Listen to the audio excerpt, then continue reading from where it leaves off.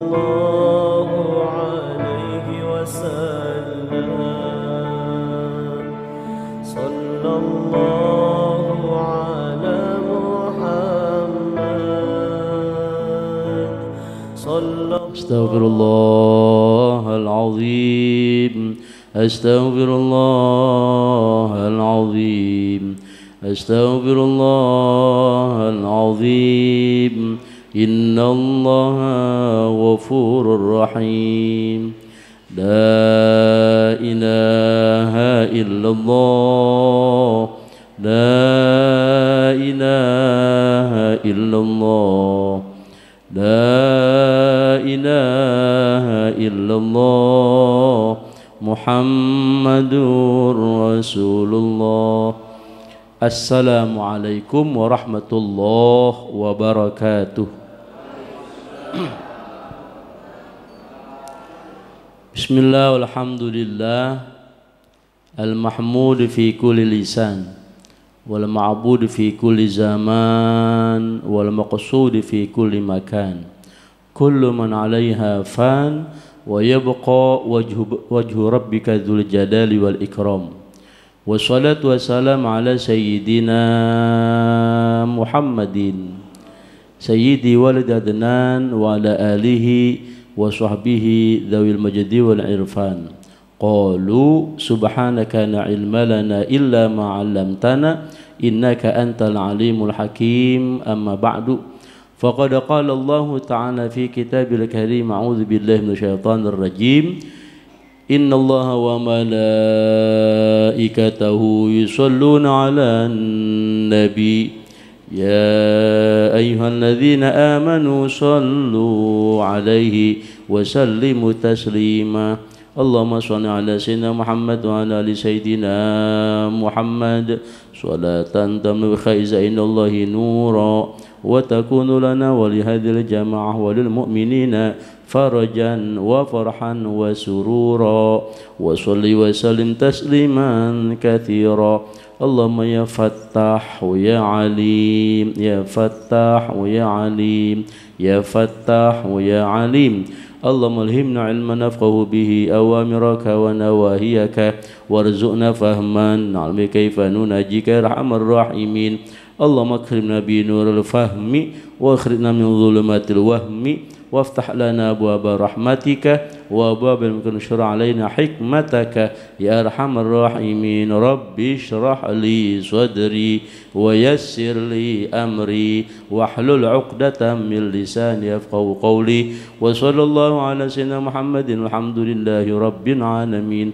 Al-Fatihah ila hadratin nabil mustafa rasulillah sallallahu alaihi wasallam khususan ashab hadzal kitab wa surim wa faramanallahu ila darajatin fil jannah wa nid alaina min barakatihim wa ulumi man warim asrarihim wa nafa'na bid din wa dunya al akhirah wa nadarna walidina sayyidina masyayikhina muallimina ahbabina al mahbubin wa jami' ikhwanina akhawatina abna'ina manatina zawjatina wa man suwana bid du'a wal manasana habailana wa li hadhil jamaah أن الله رزقنا إياهم بالصحة والعافية والسلامة والسعادة والبركة والسكينة بجاه ساكن المدينة ثم إلى حضرة النبي. الفاتحة. أعوذ بالله من الشيطان الرجيم. بسم الله الرحمن الرحيم. الحمد لله رب العالمين الرحمن الرحيم مالك يوم الدين إياك نعبد وإياك نستعين اهدنا الصراط المستقيم صراط الذين أنعمت عليهم غير المغضوب عليهم ولا الضالين آمين. حضرات الأساتذة والحجاج المكرمين walabail muhtaramin wal ummahatil muhtaramat, segenap para hadirin bapak-bapak wal hadirat ibu-ibu jamaah Masjid Nurul Iman, bil khusus segenap dewan kemakmuran masjid dan yayasan. Mudah-mudahan kita semua hadir senantiasa mendapatkan curahan rahmat dan barakahnya Allah Subhanahu wa taala. Puji syukur kita panjatkan kehadirat Allah Subhanahu wa taala Alhamdulillahi Rabbil Alamin. Salawat dan salam mudah-mudahan tetap tercurah limpahkan hadirat junjungan kita Nabi besar Muhammad sallallahu alaihi wasallam serta keluarganya, para sahabatnya dan kepada seluruh umatnya, termasuk kita mudah-mudahan di yaumil qiyamah nanti mendapatkan syafaatnya. Amin ya Allah ya Rabbal Alamin. Bapak Ibu hadirin hadirat rahimakumullah, kita lanjutkan pembacaan kitab Hidayatul Adhkiyah, hidayahnya orang-orang cerdas, sampai pada bait yang kesekian. Enggak dihitungin nomor baitnya nih. Bismillahirrahmanirrahim. Qala al-musannif rahimahullah, nafa'allahu lana bihi wa bi barakatuhu wa masyayikhina amin. Man rama durran lis-safinati yarkabu wa yawusu bahran thumma durran hassala. Man rama wa kadha at-tariqatu wal haqiqatu ya akhi min ghairi fi'li syari'atin lan tahsula. Man rama, siapa orang yang pengen durron, intan mutiara, lissafinati yarkabu, maka dia naik perahu. Dia mesti naik perahu. Wa yaghusu bahron, dan mesti menyelami lautan. Tsumma durran hasala, maka kemudian dia akan dapatkan intan mutiara yang dia pengenin tadi itu. Wa kadza tariqatu wal haqiqatu ya akhi. Begitu juga halnya dengan tariqah dan hakikat, wahai saudaraku, min ghairi fi'li syari'atin, tanpa melakukan syariat, tanpa melaksanakan syariat, lan tahsula, niscaya dia tidak akan mendapatkan yang namanya tariqah dan hakikat tanpa adanya syariat.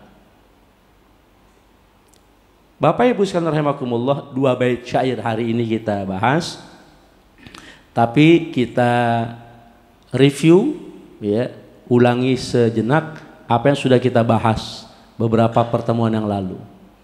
Apa sih yang sedang kita bicarakan melalui kitab Hidayatul Adhkiyah ini? Yang sedang kita bicarakan adalah inna tariqa, sesungguhnya jalan menuju Allah itu adalah tiga. Diingat-ingat ya, jalan menuju Allah ada tiga. Syariat yang katanya seperti perahu, tariqah yang katanya seperti lautan, wal haqiqah, hakikat yang katanya seperti intan mutiara yang mahal harganya, yang ada di dasar lautan. Lalu kemudian oleh penulis kitab diumpamakan lagi bahwa syariat itu bagaimana? Syariat itu adalah bagaimana kita mengambil hukum Allah, ya. Bagaimana syarat itu adalah kita mengambil agama sang pencipta. Mengambil agama sang pencipta atau menjadikan agama sang pencipta sebagai pegangan kita, sebagai pedoman kita, yaitu menjalankan segala perintah-perintahnya dan menjauhi larangan-larangannya. Itu ilustrasi yang kedua ya. Pertama kan tadi syariat kayak perahu gitu kan. Nah, lalu kemudian dilanjutkan lagi ilustrasinya. Syarat itu bagaimana? Naik perahu itu bagaimana maksudnya? Kita jadikan hukum Allah, kita jadikan agama Allah sebagai pegangan kita. Ini pertemuan terakhir yang sudah kita bahas. Agama Allah itu kayak apa? Mengandung dua, hukum akal dan hukum agama, yaitu menjalankan segala perintah-perintahnya dan menjauhi seluruh larangan-larangannya. Lalu kemudian thariqah itu kayak apa? Thariqah itu seperti lautan. Nah, bagaimana seperti lautan? Maksudnya itu adalah mengambil sesuatu yang lebih hati-hati. Thariqah yang katanya lautan, mengambil sesuatu yang lebih berhati-hati, seperti sifat wara, ya, seperti sifat wara. Jadi kita dalam berlayar dengan menggunakan perahu, berlayar mengarungi lautan, ia mesti berhati-hati, ya. Naik perahunya mesti mantep duduknya gitu kan. Ya, maka di kapal-kapal laut kan ada tempat duduk yang memang mantep duduknya itu ya. Nyaman duduknya. Ya, bahkan ya ada AC-nya kan gitu, ada pendinginnya. Jadi jangan sembarangan kita duduk tuh di kapal. Kalau sembarangan bisa jatuh kan gitu, kecebur. Begitu maksudnya kita bersyariat mesti hati-hati. Ya, jangan sembarangan kita bersyariat. Mesti belajar, mesti ngaji kepada guru gitu. Sehingga tahu mana halal, mana haram gitu kan. Mana syarat-syarat wajib sholat, mana syarat-syarat sahnya sholat, mana rukun-rukun sholat, mana hal-hal yang makruh, hal-hal yang membatalkan, dan seterusnya dan seterusnya. Itu semua bagian daripada kehati-hatian kita di dalam berlayar menggunakan perahu tadi gitu. Jadi thariqah apa? Thariqah itu seperti lautan, maksudnya bagaimana kita mengambil sesuatu yang lebih berhati-hati gitu. Dan jangan lupa akhirnya kemudian orang melaut, ya teruslah melaut sampai dia tiba pada tujuannya. Maksudnya apa? Wa azimatin kariyadatin mutabatila. Yang namanya thariqah itu mesti terus riyadhah. Riyadhah itu diulang, dilatih. Ya, awalnya maksa, lama-lama jadi nikmat. Ini sholat subuh jamaah model kayak begini, emang awalnya langsung enak? Enggak, dipaksa dulu, betul. Dipaksa dulu ya. Walaupun ngantuknya berat luar biasa, tapi lama-lama alhamdulillah. Sekarang Bapak Ibu kalau sudah bisa merasakan nikmatnya subuh berjamaah di masjid, ini sudah sebuah anugerah, nikmat yang besar dari Allah Subhanahu wa taala. Alhamdulillah. Terus ini dijaga gitu. Ini dipertahankan sampai kita pulang ke hadirat Allah. Mudah-mudahan husnul khatimah. Lalu kemudian yang mau kita bahas hari ini, apa itu syariat? Syariat itu bagaimana kita kalau pengen dapetin intan mutiara tadi tuh, ya, maka kita mesti lisafina tiar kabu, naik perahu gitu. Naik perahu ini diulangi lagi nih, ya, diulangi lagi. Artinya apa? Ya memang syarat itu terus diulang-ulang, gitu.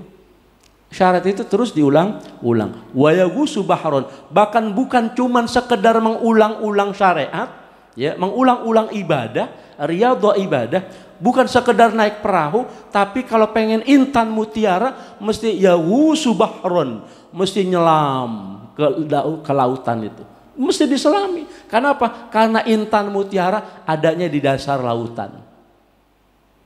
Manisnya ibadah ada di dalam pengulangan-pengulangan. Manisnya ibadah ada di dalam riyadhah tadi. Jadi untuk menyimpulkan kita ini bagaimana dengan ibadah-ibadah kita, ya mesti ada pengulangan dulu, gitu. Ya. Ada pengulangan maksudnya adalah riyadhah, dilatih, gitu. Nah, gitu ya. Sebab yang namanya thariqah dan hakikat kalau tidak melaksanakan syariat maka lan tahsula, ya, maka kita nggak akan dapat gitu. Nggak akan dapat yang namanya intan mutiara tuh kayak apa gitu. Bu, orang bisa merasakan enak makan tuh karena apa? Karena lapar. Ibu tadi jawab apa? Karena sehat. Oh iya. Kalau nggak sehat nggak enak makan ya. Tapi kalaupun sehat, kalau perut nggak lapar, kurang enak juga. Iya, betul.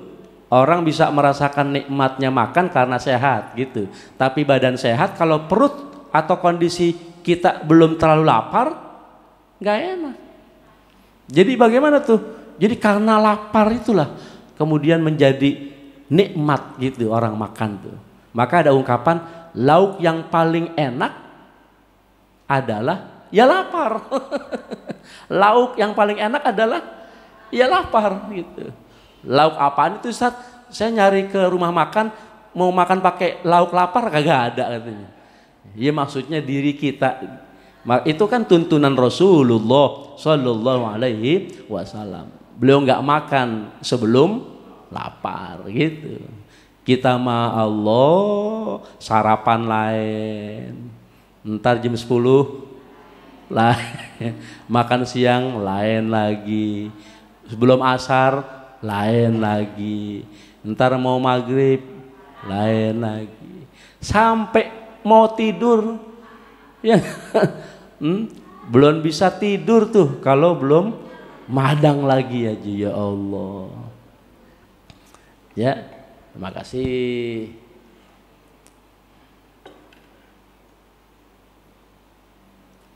Jadi kita bisa merasakan nikmatnya makan karena lapar.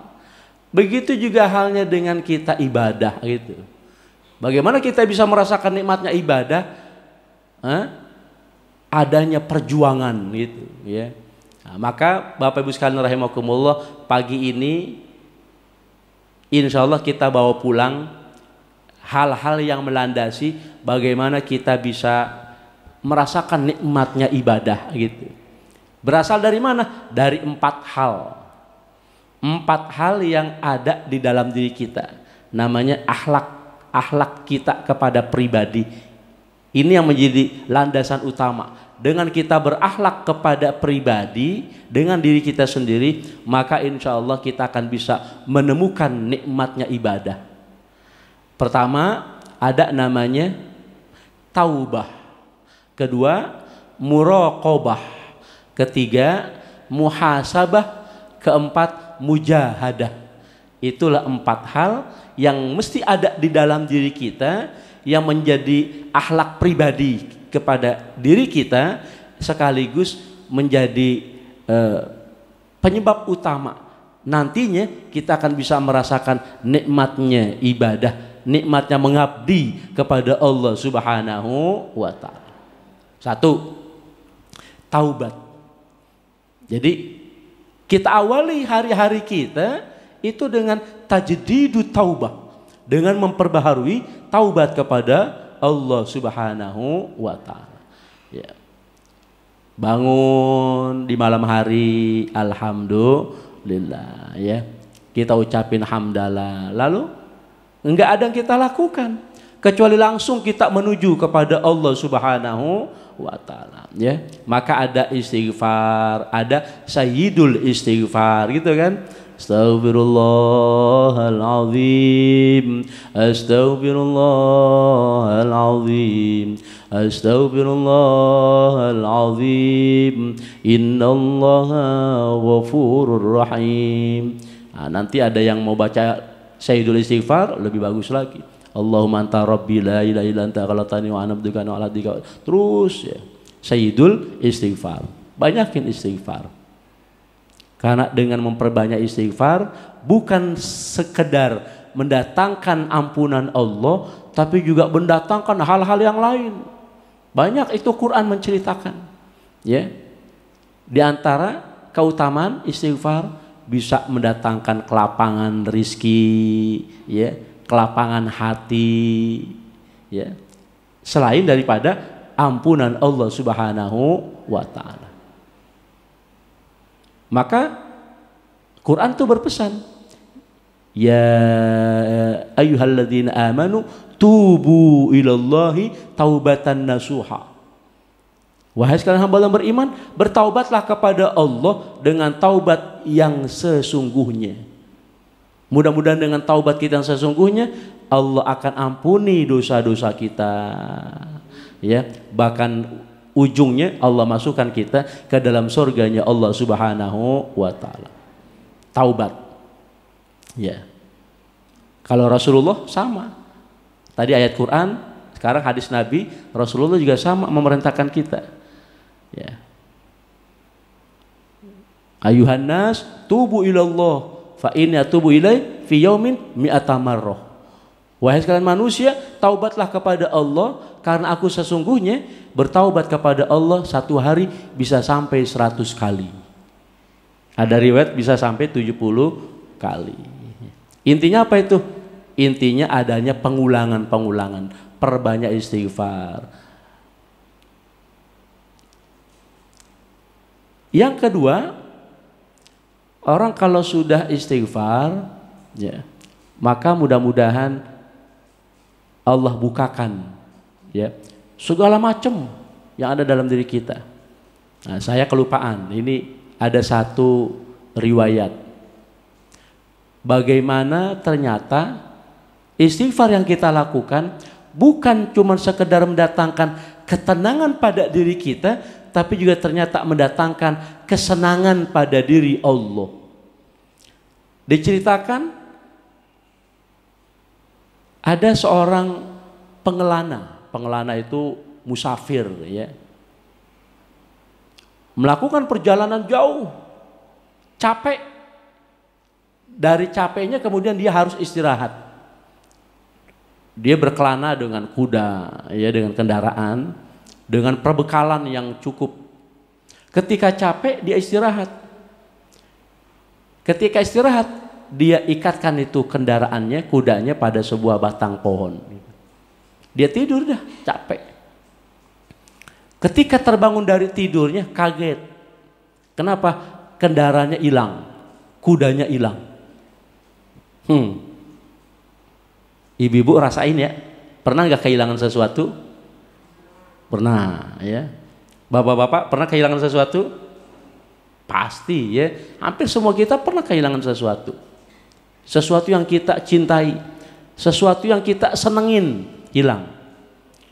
Ini seorang pengelana kehilangan kendaraannya. Lalu kemudian dia cari ke sana kemari, nggak ketemu. Nggak ketemu, dia cari ke sana kemari. Lalu rasa capek yang kedua kali membuat dia tertidur lagi. Ketika terbangun dari tidur yang kedua kali, di luar dugaan dia, dengan izin Allah, kendaraan dia yang tadi hilang tiba-tiba ada lagi. Bapak Ibu pernah ngerasain kayak begitu? Ada yang udah hilang gitu, tahu-tahu kemudian ada lagi. Enggak, pasti pernah ada. Sesuatu yang hilang terus hilang ketemu lagi itu pasti pernah ada.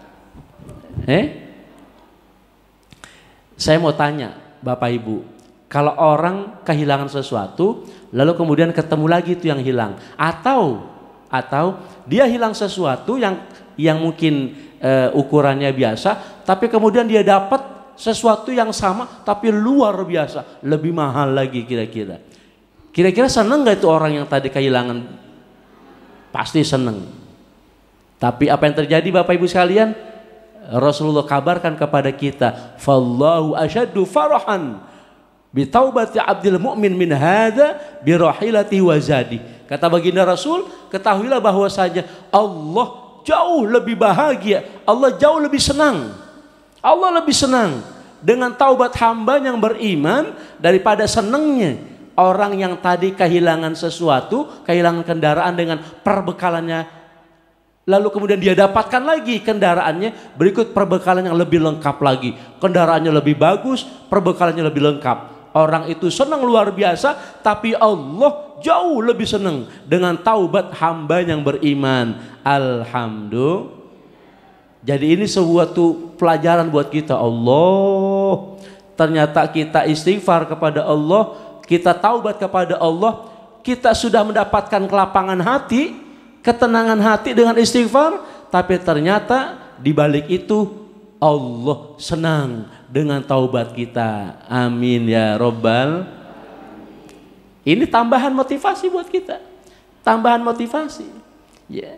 Jadi kalau kita udah merasa nyaman dengan taubat kita, merasa nyaman dengan istighfar kita, terus diperbanyak lagi istighfar kita, diperbaharui lagi taubat kita. Untuk apa? Untuk mendatangkan kesenangan pada diri Allah Subhanahu wa ta'ala. Maka Bapak Ibu, kalau saya boleh usul, ya, sekaligus mengajak, jangan sampai kita dalam satu hari, jangan sampai enggak ada sholat sunat taubat. Usahakan, ya, dalam 5 kali kita sholat itu 5-5-nya kalau perlu, ya, ada sunnah qobliyah, ada sunnah ba'diyah, ya, itu di dalamnya rangkaian rawatib qobliyah ba'diyah dalam rangkaiannya ada sholat sunat taubat. Atau dalam rangkaian tahajud, atau dalam rangkaian duha, termasuk dalam rangkaian awabin bainal maghrib wal isya, antara maghrib sampai isya itu ada sholat sunat awabin, di dalamnya ada sholat sunat taubat juga gitu. Ya awabin itu sholat sunat taubat juga. Jadi Bapak Ibu sekalian rahimakumullah, dengan begitu maka bukan hanya ampunan, bukan hanya ketenangan, tapi mudah-mudahan Allah senang sama kita. Kalau Allah udah senang sama kita, Allah cinta sama kita, wa yanzurullahu ilaihi birrahmah, maka Allah pandang kita, pandang hambanya yang soleh, yang rajin taubat, Allah pandang kepadanya pandangan penuh cinta dan kasih sayang. Maka ketika itu Allah sampaikan, ya abdi, wahai hambaku, minka du'a wa minal ijabah, darimu doa, aku yang menjawab. Minkal istighfar wa minal ghufran, engkau mohon ampun, aku yang ngampunin. Minkas su'al wa minan nawal, engkau meminta, aku yang memberi. Ya Allah, itu kalimat-kalimat dari Allah keluar ya, berdasarkan kabar dari baginda Rasulullah. Kenapa itu? Karena Allah memandang kita dengan pandangan penuh kasih sayang. Amin ya Rabbal. Ini kayak begini nih, ya kayak begini Bapak Ibu sekalian, sudah berjuang menundukkan hawa nafsu. Tadi malam yang enak kan tidurnya nambah gitu yang enak, ya enggak? Cuacanya adem, dingin, ya Allah. Apalagi orang Pondok Jaya habis sholawatan semalam ya, pada hadir ya Allah. Iya, durasi tidurnya kan terbatas tuh ya, gara-gara ngaji itu semalam ya, sampai malam, sholawatan sampai malam gitu. Yang enak mah kita nambahin lagi durasi tidur kita ya. Atau mungkin setelah sholat subuh pada pulang gitu, lanjutin nambahin ya tidur. Tapi ini enggak, jamaah Masjid Nurul Iman lebih memilih mempertahankan iktikafnya sampai datangnya syuruk, sampai datangnya terbit matahari gitu kan. Karena di dalam apa yang kita lakukan ini ada keutamaan-keutamaan, sampai-sampai Allah memandang kita mudah-mudahan dengan pandangan penuh cinta dan kasih sayang ya. Ibu bapak ngaji nih sekarang, ibu bapak ngaji, matanya, tatapan matanya ke saya, telinganya mendengarkan pelajaran, pikirannya konsentrasi. Jangan lupa tetap fokus pada doa-doa. Di dalam hati Bapak Ibu tuh terlintas ya, terlintas ya Allah, apa yang kita baca nih dari kitab ini nih ya, Bapak Ibu terlintas ya Allah, Robbi habli minas sholihin gitu. Jadi kita itu doa, Bapak Ibu doa nggak mesti begini ya, tapi kalau dalam ngaji kayak begini tetap ada lintasan-lintasan, harapan-harapan ya, tertuju kepada Allah untuk apa yang kita inginkan, apa yang kita hajatkan begitu. Kenapa? Inna na'lamu ma yusirruna wa ma yu'linun. Allah Maha tahu apa yang terlintas pada pikiran kita. Allah Maha tahu apa yang nampak maupun yang rahasia daripada kita. Maka ayo, jangan lupa lintasin itu pikiran-pikiran positif, lintasin hajat-hajat kita kepada Allah Subhanahu wa ta'ala. Dah, itu satu ya, taubat. Kalau sudah taubat, Bapak Ibu lanjutin hari-hari kita dengan muraqabah.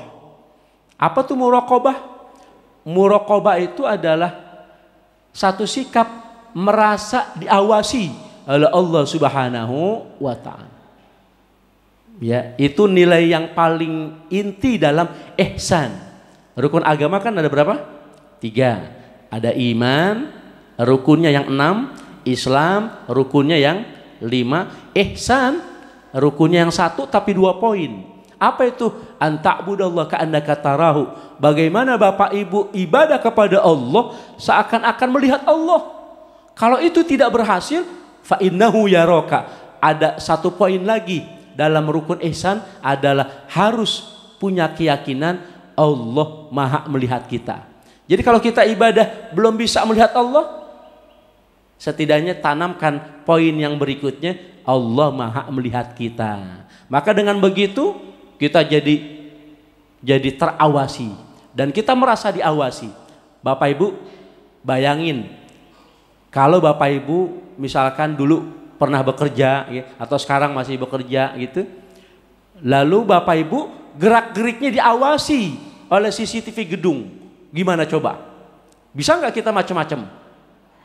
Kenapa enggak? Karena diawasi CCTV gedung. Ya mau males-malesan nggak bisa gitu. Ya ada CCTV nanti terlihat.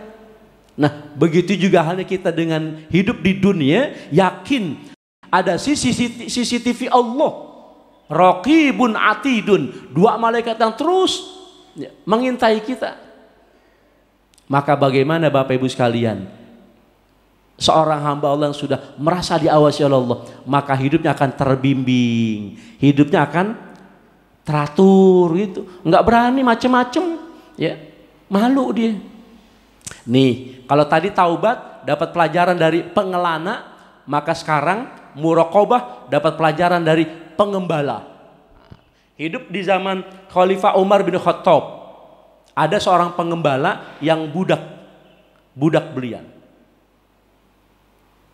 Seorang pengembala sedang mengembala ratusan ekor kambing milik majikannya. Maka sang Khalifah Amirul Mukminin Umar bin Khattab bersama sahabatnya Abdullah bin Dinar naik turun bebukitan, ketemu sama ini pengembala yang sedang mengembala ratusan ekor kambingnya. Maka bermaksud ingin membeli satu ekor kambing yang sedang digembala. Faqala Umar, berkata sang Khalifah, ya gulam bi'na syatan, wahai sang pengembala, tolong kau jual kepada kami satu ekor kambing yang sedang kau gembala. Faqala al-gulam, maka sang pengembala menjawab, innaha mamlukun, maaf tuan, kambing-kambing ini ada yang punya. Faqala Umar, sang khalifah langsung berkata lagi, karena sang khalifah paham ini pasti kambing-kambing milik majikan dia gitu ya. Maka entah bermaksud ingin betul-betul membeli atau ingin menguji ya, bagaimana sejauh mana ini budak amanah atau tidak begitu terhadap kambing-kambing milik majikannya. Maka Umar Amirul Mukminin kembali berkata, qul li sayyidika akala dhi'bu, ya sudah sana kau katakan kepada majikanmu bahwa dari ratusan ekor kambing yang sedang kau gembala, satu dimakan serigala. Khalifah coba ngajarin sesuatu yang nggak baik nih gitu ya, tapi mungkin nguji atau ngetes gitu, atau mungkin karena gergetan gitu ya, kan udah paham ini kambing milik majikannya, pakai dikasih tahu begitu ya. Kalau dalam hati kita barangkali gue juga tahu nih kambing punya majikan lu, kira-kira begitu ya. Tapi kemudian Umar mengatakan, ya sudah kesana kau katakan kepada majikanmu bahwa dari ratusan ekor kambing yang sedang kau gembala, satu dimakan serigala. Faqala al-ghulam, maka sang pengembala juga kembali menjawab, maaf tuan, saya bisa katakan itu kepada majikan saya.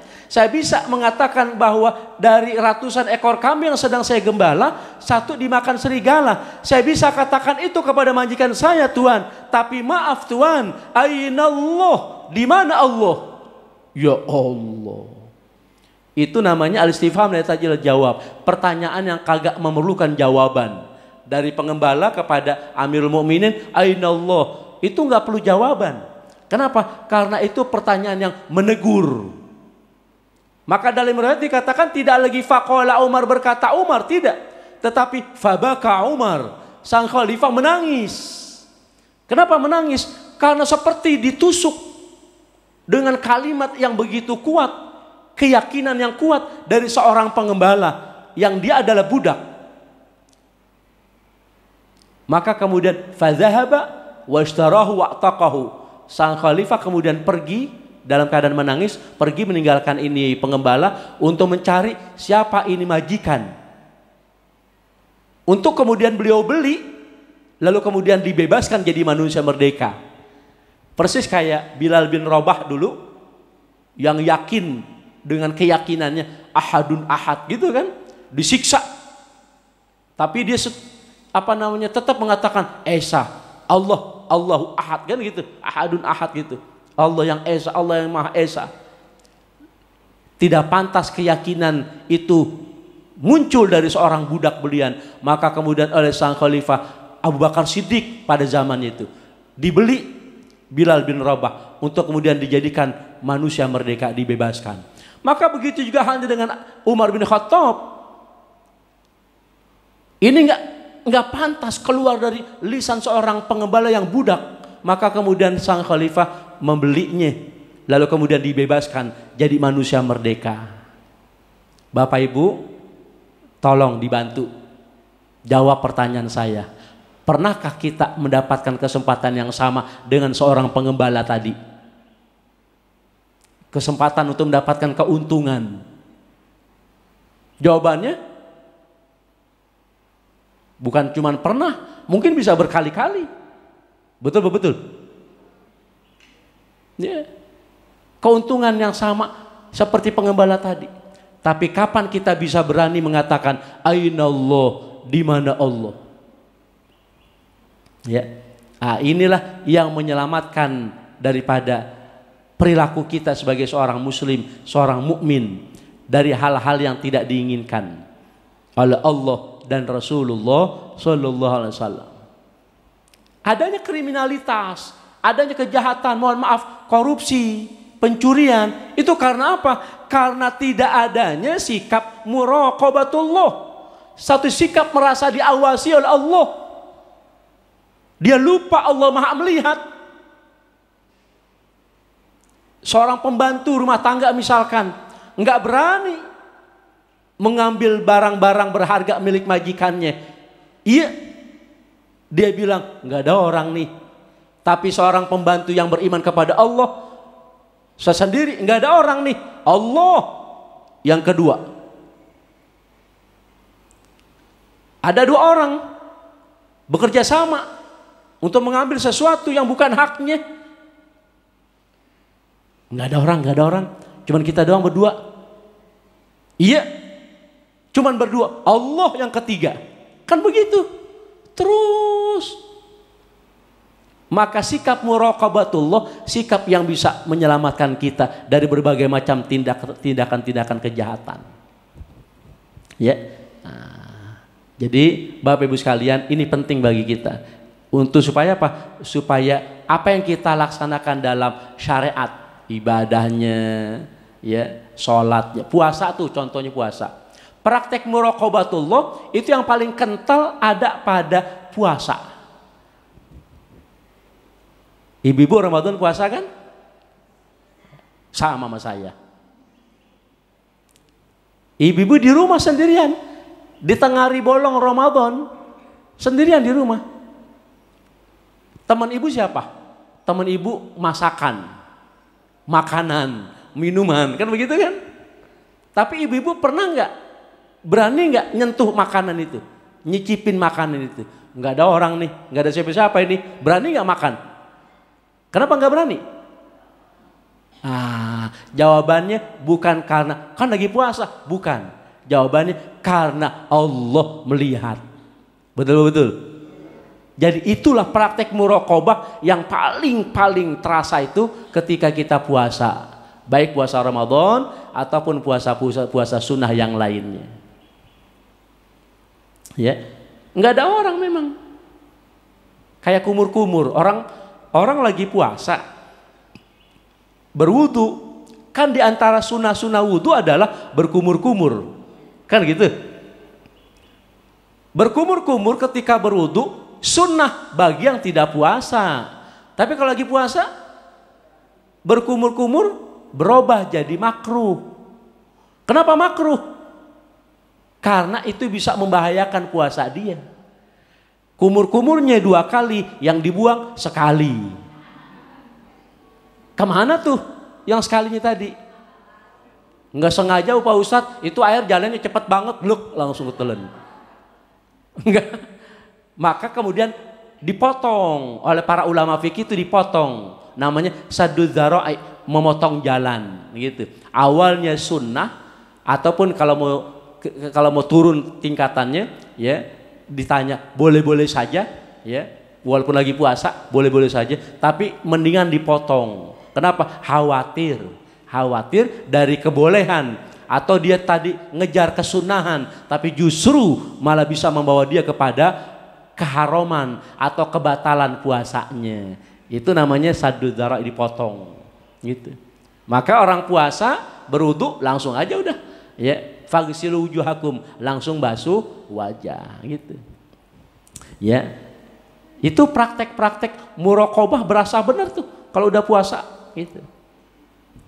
Baik, berikutnya yang ketiga, ini kita potong ya, waktunya terbatas. Yang ketiga ada namanya setelah kita awali hari-hari kita dengan taubah, lalu kemudian kita kawal diri kita dengan muraqabah, maka hari-hari kita isi dengan muhasabah. Yang ketiga, kagak ada hari yang terlewatkan pada diri kita kecuali kita muhasabah, introspeksi diri, ngitung-ngitung. Hasibu anfusakum qabla an tuhasabu. Bapak Ibu kita disuruh ngitung-ngitung diri kita sebelum kita nanti dihisap, sebelum nanti kita yang dihitung.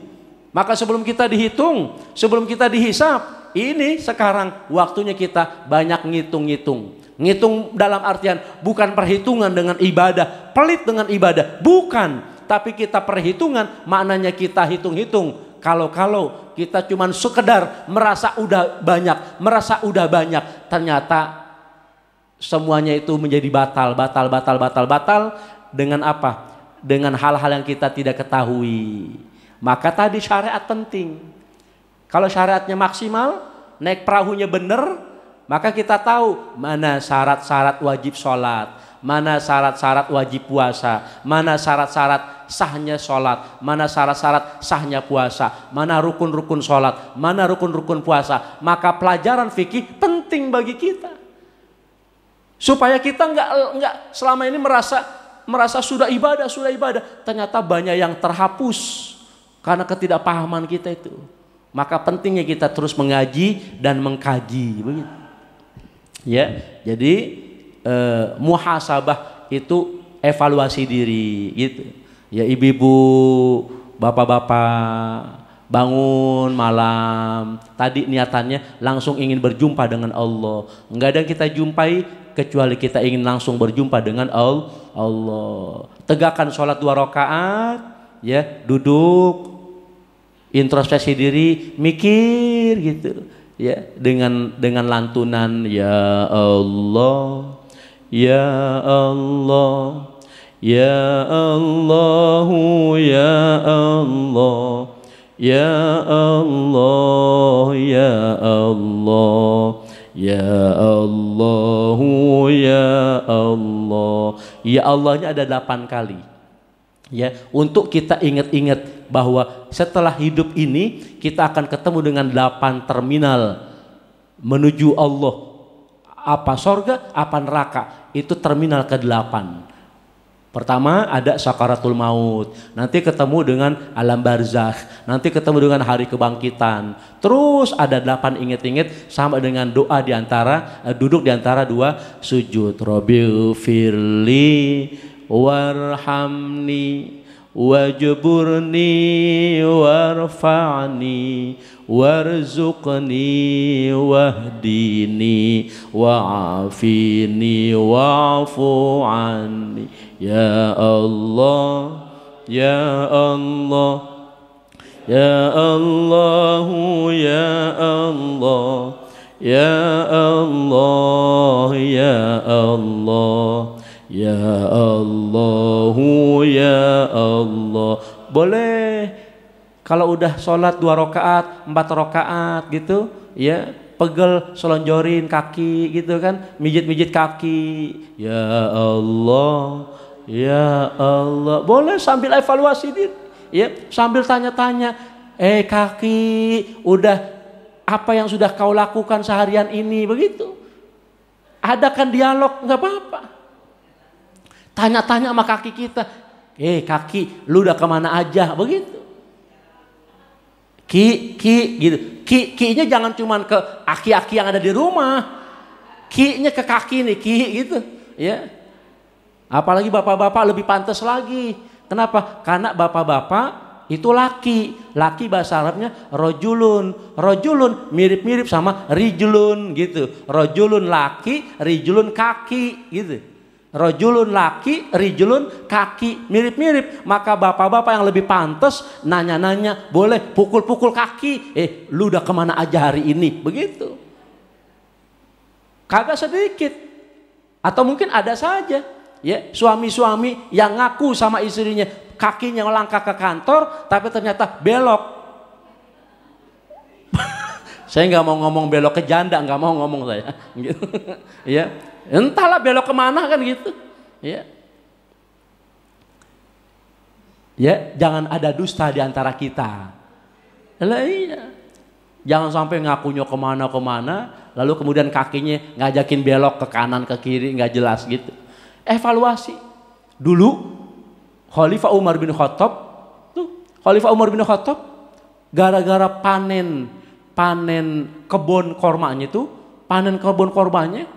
lalu kemudian sampai terlambat sholat asar berjamaah. Gara-gara dunia yang sedang dia urusin, panen korma tadi, lalu kemudian dievaluasi diri, lalu kemudian dia sedekahkan kebun kormanya. Kebun kormanya dia sedekahkan. Gara-gara apa? Gara-gara dia terlambat sholat asarnya. Ya Allah. Jauh dah sama kita mah. Jauh dari kita mah. Kita bukan cuma terlambat sholat asar. Emang bisa sampai ke maghrib bisa jadi. Ya. Iya. Kenapa? Gara-gara dunia. Ya Allah. Maka Umar bin Khattab begitu tuh. Dia pukul-pukul kakinya tuh. Dievaluasi itu, ya kita ingat-ingat tangan kita, mata kita, itu namanya evaluasi, ya. Nah, mudah-mudahan dengan evaluasi kita akan dapat hidayah, kan gitu. Ya Allah, kan. Nah hidayah itu ya yang kita tunggu-tunggu. Ya bagaimana kita mau dapat hidayah, kita nggak ada usaha sedikit pun untuk mikir, evaluasi, gitu. Ya, jadi sambil evaluasi terus dengan lantunan-lantunan zikir-zikir kepada Allah Subhanahu wa taala, ya.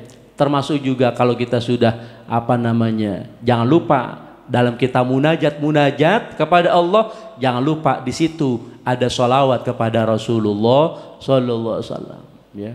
Ibu-ibu, bapak-bapak yang sudah rindu pengen umroh gitu, rindu pengen ziarah ke makam Rasulullah, ya udah dalam munajatnya jangan sampai kosong dengan sholawat kepada Rasulullah. Ya Rasulullah, salamun alaik, ya rafi'a sya'ni wad daraji, ya Rasulullah, salamun alaik, ya rafi'a sya'ni wad daraji, عذفة يجيرة العالم يا أهيل الجود والكرم يا رسول الله سلام عليك يا رفيع الشأن والدرج. Enak gitu, enak buat saya, tahu enak banget buat ibu-ibu.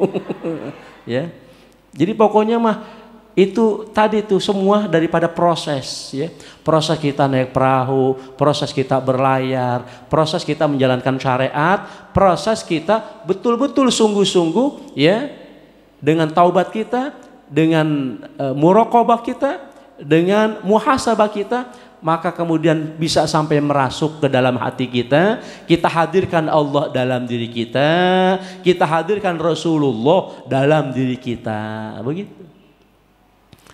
Nah, di antara pelajaran Maulid kemarin itu apa sih? Pelajaran maulid kemarin tuh, yang kita maulid ke sono kemari, ya, dalam 1 tahun bisa berapa kali gitu kan? Saya simpulkan ada 3. Pertama ada namanya nubuwah. Ini kan lagi evaluasi nih kita ya. 1 nubuwah, 2 bi'tsah, yang ketiga risalah. Nubuwah itu apa? Nubuwah itu adalah masa-masa kenabian. Nabi kita sesungguhnya sudah menjadi nabi 2000 tahun sebelum Adam tercipta. Tuh ingat-ingat. Ini menjadi landasan supaya kita enak, nikmat menjalankan maulid Nabi. Jangan seperti sebagian saudara kita yang gerah. Asal ada maulid Nabi gerah gitu. Padahal Nabi kita Nabi Muhammad bukan manusia biasa. Beliau sudah menjadi Nabi 2000 tahun sebelum Adam tercipta. Itu nubuah, saya nggak panjangin, waktu terbatas. Yang kedua, bi'tsah. Bi'tsah itu apa? Utusan. Bahwa Nabi diutus, iya, di akhir zaman. Gitu. Nabi diutus di akhir zaman karena beliau memang Nabi akhir zaman. Kita sebagai umatnya, umat akhir zaman. Kapan Nabi diutus? Pada saat beliau usia 40 tahun. Di mana kabarnya? Dikabarnya di surah Al-Ahzab di ayat 40. Loh, coba itu. Nabi diutus di usia 40 di ayat 40. Maka Muhammadun aba ahadim min rijalikum walakin Rasulullah wa khataman nabiyyin. Bukanlah Muhammad itu bapak moyang kalian, tapi Muhammad itu adalah Rasulullah dan penutup para nabi. Itu ada di ayat 40. Di usia Nabi 40. Itu namanya bi'tsah, utusan. Ya. Nah, sebelum kita bicara utusan di usia 40 Nabi, tentunya kan dari awal dulu tuh maulid Nabi menceritakan siapa bapak ibunya Nabi Muhammad gitu kan? Siapa dah bapaknya Nabi Muhammad? Abdullah. Ibu tahu nggak Abdullah? Abdullah itu orang terganteng sekota suci Makkah. Abdullah orang terganteng sekota suci Makkah. Namanya orang terganteng. Saya nggak usah nanya ibu-ibu, pasti ibu-ibu udah paham. Jadi inceran orang perempuan, betul-betul. Itu kalau udah orang ganteng luar biasa tuh. Ya. Tapi ketika Abdullah yang katanya terganteng sekota suci Makkah memutuskan untuk memilih Aminah sebagai pendamping hidupnya, maka apa yang terjadi? Abdullah memilih Aminah sebagai pendamping hidupnya. Itu Bapak Ibu katanya dalam riwayat kagak kurang dari 70 perempuan meninggal dunia. Ya Allah. Kenapa tuh meninggal dunia? Paham pengalaman kayaknya dia.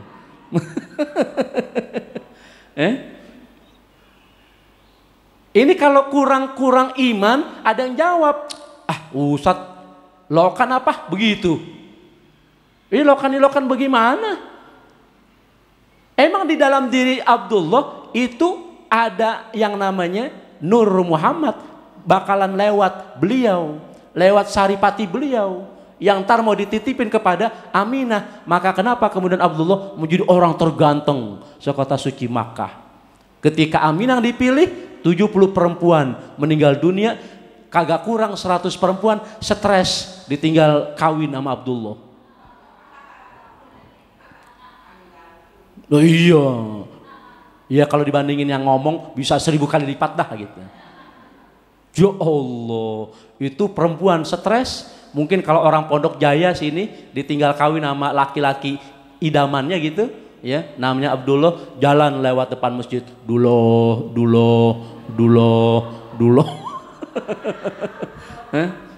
Orang stres ya, nyebut-nyebut nama cowoknya gitu kan, ya Allah.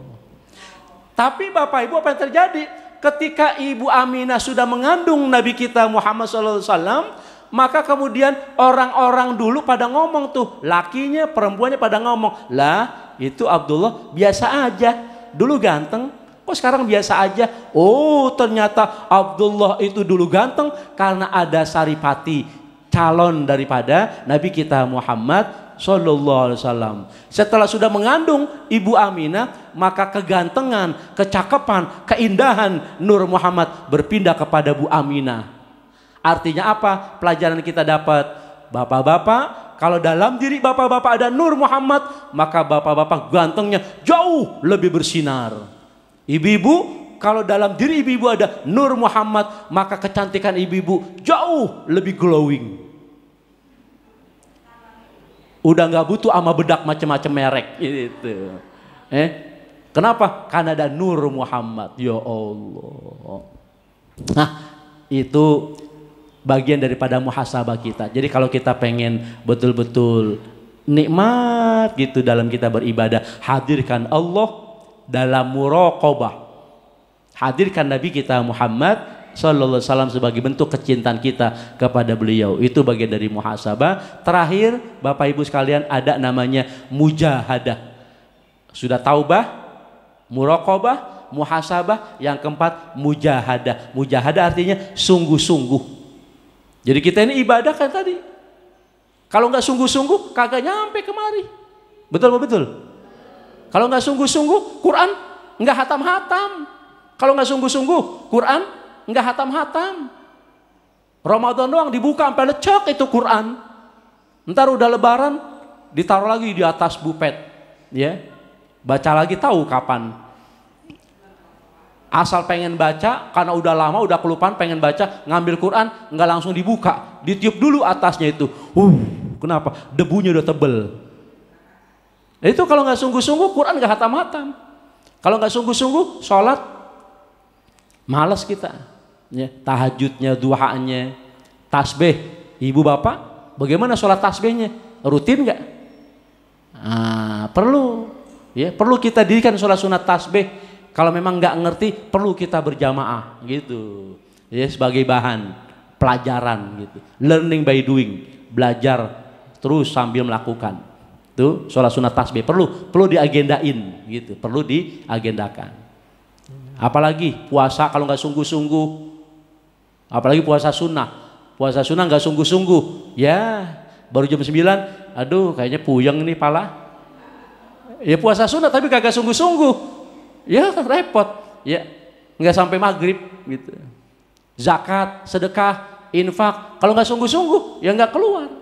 Maka semua ibadah kita perlu sungguh-sungguh. Walladzina jahadu fina lanahdiyanahum subulana. Dan orang-orang yang bersungguh-sungguh menuju jalan kami, niscaya kami tunjukkan kemana jalan kami. Mana jalan kami? Kembali ke pelajaran kita sebelumnya. Inna tariqa, sesungguhnya jalan menuju Allah, syariatun wa tariqatun wa haqiqatun. Jalan menuju Allah tiga, ada syariat, ada tariqah, ada hakikat.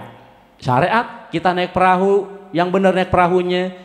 Untuk kita thariqah, melaut, berlayar, ujungnya adalah nikmat ibadah kepada Allah Subhanahu wa taala, dilambangkan dengan durron hasola, adalah intan mutiara yang mahal harganya. Itulah intan yang bakal kita bawa menuju Allah Subhanahu wa taala, husnul khotimah.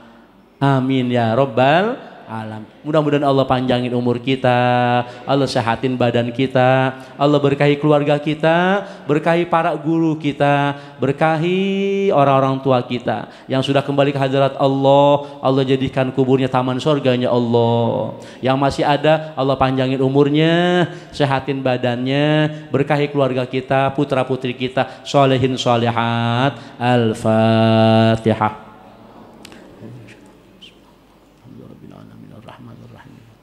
Iyyaka na'budu wa iyyaka nasta'in ihdinas siratal mustaqim.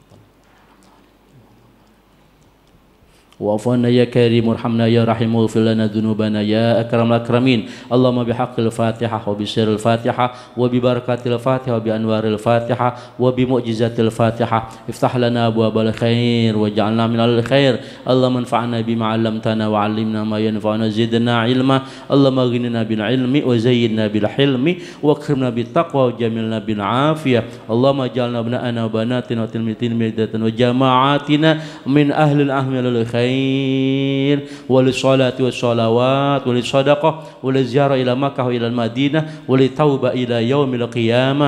اللهم يا مقلب القلوب ثبت قلوبنا على دينك واضمن علينا من حسن الخاتمة. وصلى الله على سيدنا محمد دوام في سبحانك اللهم وتحية فيها سلام وآخر دعوانا الحمد لله رب العالمين. كفارة المجلس سبحانك اللهم وبحمدك أشهد أن لا إله إلا أنت أستغفرك. Terima kasih, mohon maaf. Assalamualaikum warahmatullahi wabarakatuh.